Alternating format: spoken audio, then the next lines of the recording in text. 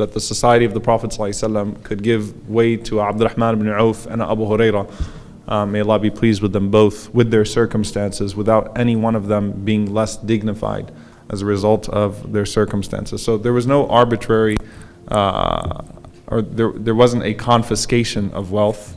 There is some level of redistribution, obviously, but not one that's unjust to a person who's earning in a halal way. There is personal incentive in Islam, and that's the point that I was making as well.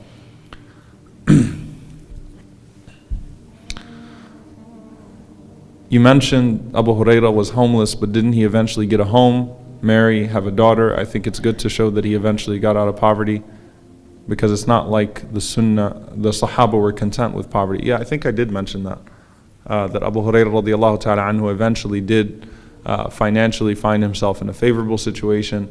And there's no doubt that the deen does not encourage poverty. The Prophet ﷺ encouraged people to find ways for themselves, to exhaust every means so that they're not in that situation. But at the same time, when it's forced poverty, either by society or state or circumstances, then there are the benefits of the person being in that state in regards to his maqam with Allah subhanahu wa ta'ala, and the injunctions to honor those people that's placed upon those that are in a more favorable situation. You spoke about masajid hosting the homeless in the Prophet's time. Today masjids turn away the homeless and have no budget to help the poor. How do we change this culture and instill social justice leadership in our religious organizations? P.S. I speak from personal experience dealing with homelessness. I'm a Muslim running a non-profit. I'll share with you all something, subhanAllah, that happened a couple of weeks ago. You know, right now is election season in masajid around the country, so you got all the board elections taking place in masjids around the country, so it's getting all, you got the campaigns going on, and you've got all the stuff happening, all the tensions rising in many masajids. So anytime I've been to a masjid in the last month, I've given a khutbah about unity and things of that, and ego. And then as soon as I finish the khutbah, without knowing anything about the masjid, the president of the masjid will get up and start talking about election committees and stuff like that. So it's just that season, right, of elections and masjids and stuff like that. And subhanAllah, one of the membership applications for the masjid was shown to me, and the first question was, do you have a criminal record? To become a member of the masjid. Not to become a board member, to become a member of the masjid. And I thought to myself, subhanAllah, by this measure, the greatest Muslim American to ever live would not be allowed to be a member of this masjid. Think about that. Okay? But now, most of the time these things are just adopted from churches or other organizations, and they just kind of copy the bylaws and bring that all in, and then add some Quran and Sunnah in there to make it look more Islamic. But think about how problematic that is. So when this is going to require a change of culture, which is rightfully said in the question. It's not just organizational, it's cultural.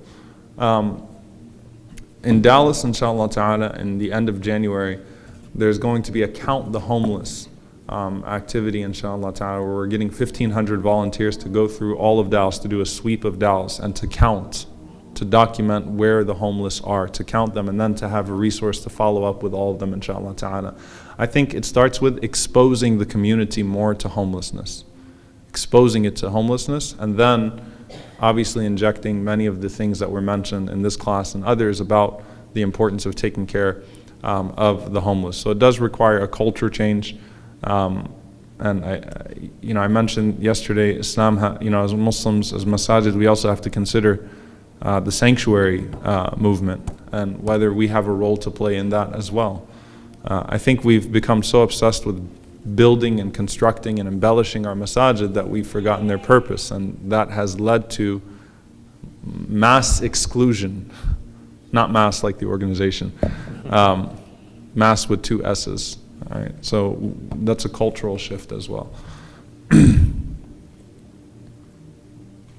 you elaborate on what was mentioned about rules related to privacy?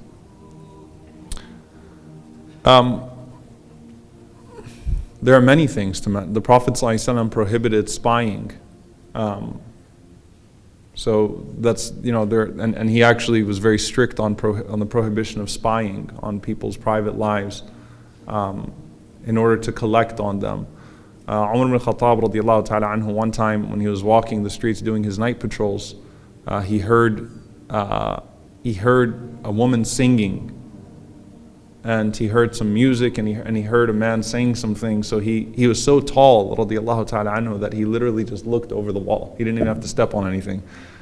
And he saw an elderly man with a prostitute, and he shouted out to him and he said, "Ya adu Allah, you enemy of God, shouldn't a man of your age be waiting for death? I mean, this is shameful for someone at your age." And the man shouted back at him and said to him, fear Allah, you violated my privacy, and you didn't have the right to look over my wall. Umar radiallahu ta'ala anhu literally walked away, started crying, didn't do anything about it. He saw him sometime after, and he went up to him and he whispered in his ear and he said, I just wanted you to know I never told anyone about what I saw that night. He said, Abdullah bin Mas'ud was with me that day and I didn't tell him what I saw that night. And the man told Umar radiallahu ta'ala anhu, he said, I want you to know that I never returned to those sins after that night. I never returned to any of those sins after that night. And Umar radiallahu anhu shouted, Allahu Akbar, in his loud voice. And everyone kind of looked at him funny and didn't know why he just shouted Allahu Akbar. And he didn't say why. And subhanAllah was the man that later on shared that experience with Umar radiallahu ta'ala anhu. So these also come into our notions of justice and protection of privacy and modesty and things of that sort. So they are unique, certainly, to Islam, and we should draw upon them, inshallah, as much as we can.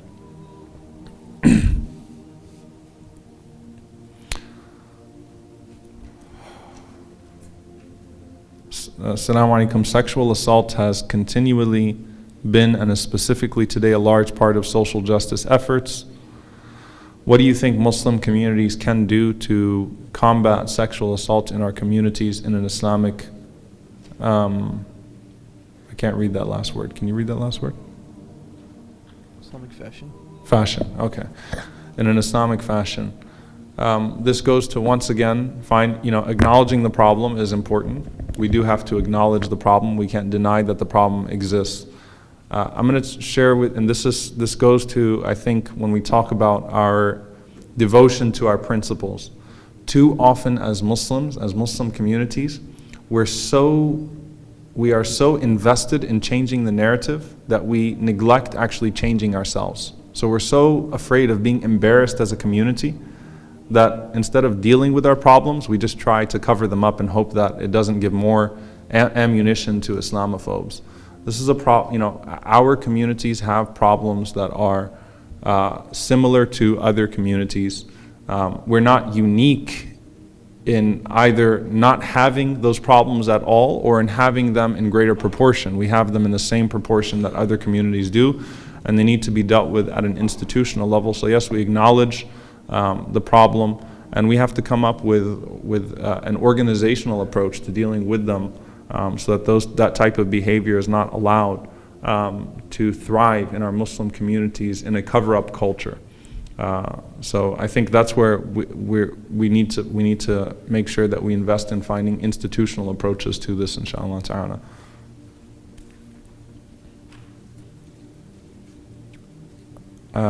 I don't know if you use if this is the same person who asked this question.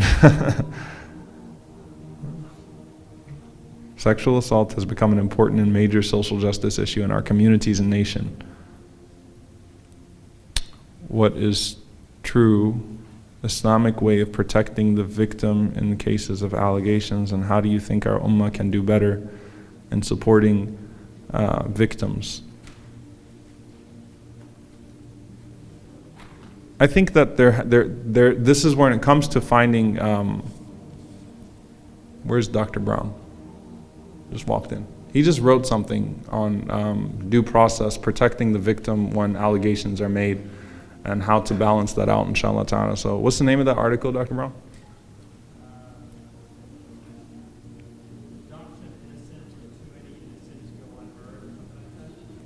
It's a cool title.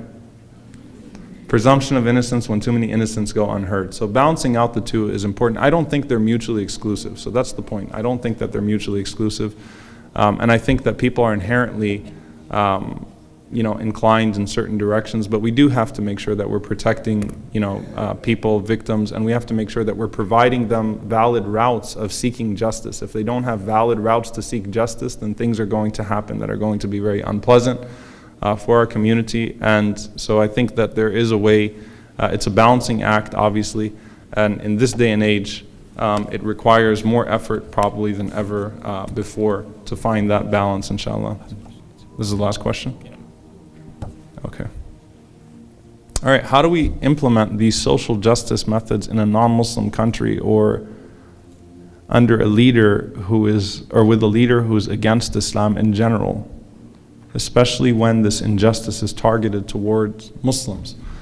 This is the hadith of the Prophet ﷺ. مَنْ رَأَى مِنْكُمْ مُنْكَرْ فَلْيُغَيِّرْهُ بِيَدِهِ. Whoever amongst you sees an evil, he should change it with his hand. If he can't change it with his hand, let him speak against it. And if he can't say anything, then let him hate it in his heart, and that's the weakest of Iman.